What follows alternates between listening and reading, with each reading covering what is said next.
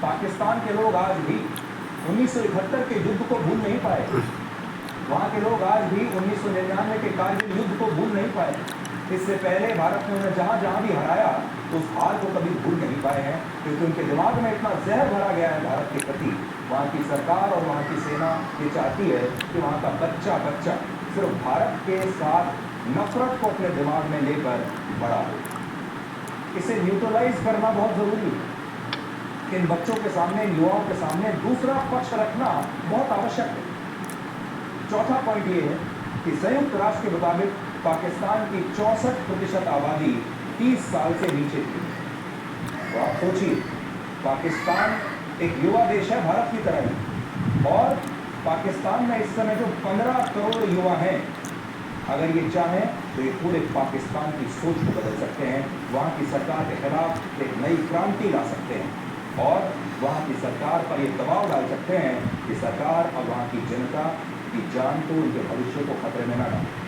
और प्रधानमंत्री मोदी की रणनीति ये है कि भारत की आर्थिक और सामाजिक तरक्की को इन बच्चों को दिखाकर पाकिस्तान के युवाओं को ये समझाया जाए कि वहाँ की सेना और सरकारें अब तक इस देश को, वहाँ की जनता को, वहाँ के युवाओं को गलत रास्ते पर ले जाते रहे हैं। और अब समय आ गया है कि वहाँ की आम जनता और वहाँ के युवा खुद अपनी सोच में बदलाव लाएं और अपनी सेना और सरकार पर दबाव डालें कि वो आतंकवाद के रास्ते को छोड़कर पाकिस्तान के आवाम के लिए अमन, चैन और तरक्की का रास्ता चुनें। और ये सब करने के लिए प्रधानमंत्री मोदी ने बिल्कुल नया और अभूतपूर्व रास्ता चुना, जिसमें वो सीधे पाकिस्तान के लोगों से संवाद कर रहे हैं। और अब बड़ी चुनौती ये है कि पाकिस्तान में आज भी ऐसे करोड़ों लोग जरूर होंगे जो आज अपनी सरकार से नाराज होंगे, अपनी सेना से नाराज होंगे, जो आतंकवाद का समर्थन नहीं करते होंगे, अमन चैन से रहना चाहते हैं। उन्हें भी भारत के लोगों की तरह अच्छी सड़कें चाहिए, अच्छे एयरपोर्ट चाहिए, अच्छे रेलवे स्टेशन चाहिए, आधुनिक सुख सुविधाएं चाहिए, अच्छे स्कूल और अच्छे कॉलेज चाहिए। पाकिस्तान के करोड़ों युवा ऐसे होंगे जो बड़ी बड़ी मल्टीनेशनल कंपनीज में काम करने का सपना देखते होंगे, एक अच्छा जीवन जीना चाहते होंगे, लेकिन पाकिस्तान की सेना, वहाँ की तानाशाही, उसकी वजह से इन युवाओं की आवाज़ दब जाती है। और अब ऐसे ही लोगों को प्रधानमंत्री मोदी अपनी आवाज़ उठाने के लिए प्रेरित कर रहे हैं। और अब बड़ा सवाल ये भी है कि पाकिस्तान के करोड़ों लोग अगर अपनी आवाज़ उठाना भी चाहें तो आवाज़ उठाएंगे कैसे, क्योंकि वहाँ तो एक प्रकार की तानाशाही है। दुनिया को वो कैसे बताएं कि वो कितने परेशान हैं। और इसके लिए उन्हें एक बड़ा मंच चाहिए। अब ये बड़ा मंच क्या हो सकता है?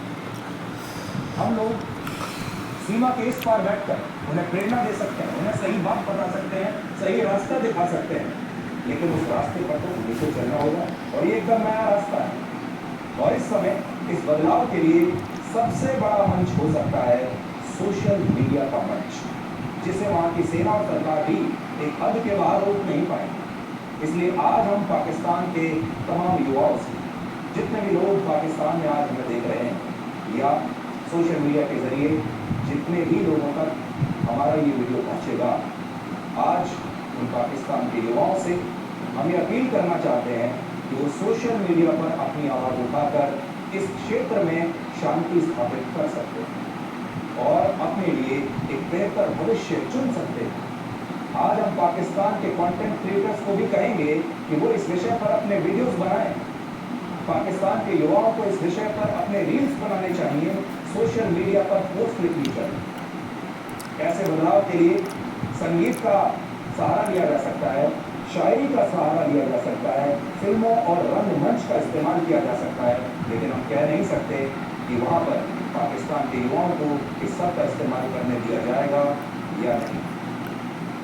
लेकिन इन सारे मंचों का इस्तेमाल करके पाकिस्तान के लोग अपने ही देश में एक जागृति पैदा कर सकते हैं और पूरी दुनिया को ये बता सकते हैं कि उन्हें बाहरी दुनिया से अब क्या मदद चाहिए। आज अगर पाकिस्तान के लोग डिकोड देख रहे हैं तो हम उन्हें आज ये निमंत्रण देना चाहते हैं, उन्हें इनवाइट करना चाहते हैं कि वो सोशल मीडिया पर अपनी बात लिखकर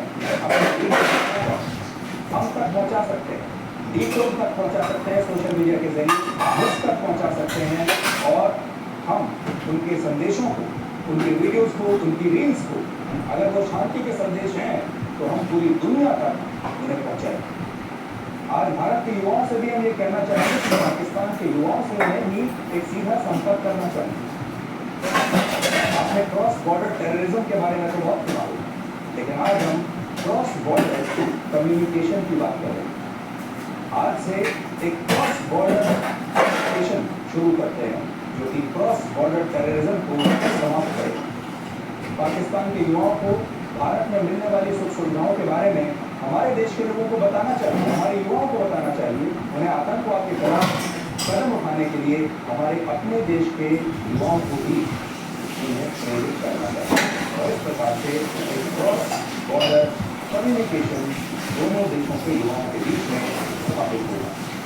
और इसीलिए भारत के युवाओं से भी और पाकिस्तान के युवाओं से भी आगे कहना चाहते हैं कि खुद कर अपनी आवाज़ आप लोग उठाइए,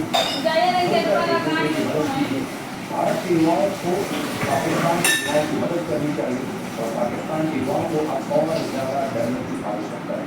समय आ गया है कि अब उन्हें खुद अपनी जिंदगी की जिम्मेदारी लेनी होगी, क्योंकि उनकी सरकार को ये जिम्मेदारी लेगी नहीं, उनकी सेना उनकी जिम्मेदारी लेने के लिए काबिल ही नहीं।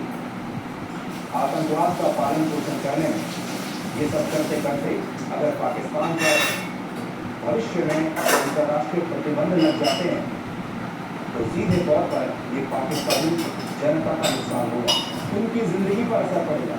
भारत पाकिस्तान को फिर से फाइनेंशियल एक्शन टास्क फोर्स की ग्रे लिस्ट में डालना चाहता है, मांग कर रहा है। भैया नहीं आएंगे, फिर से इस ग्रे लिस्ट में शामिल हो गया तो ये भी पाकिस्तान का ही सबसे बड़ा नुकसान होगा।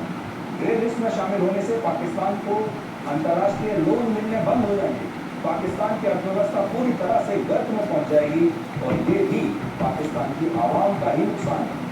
भारत के प्रधानमंत्री नरेंद्र मोदी ने इंडस वाटर ट्रीटी को अभी सस्पेंड कर दिया।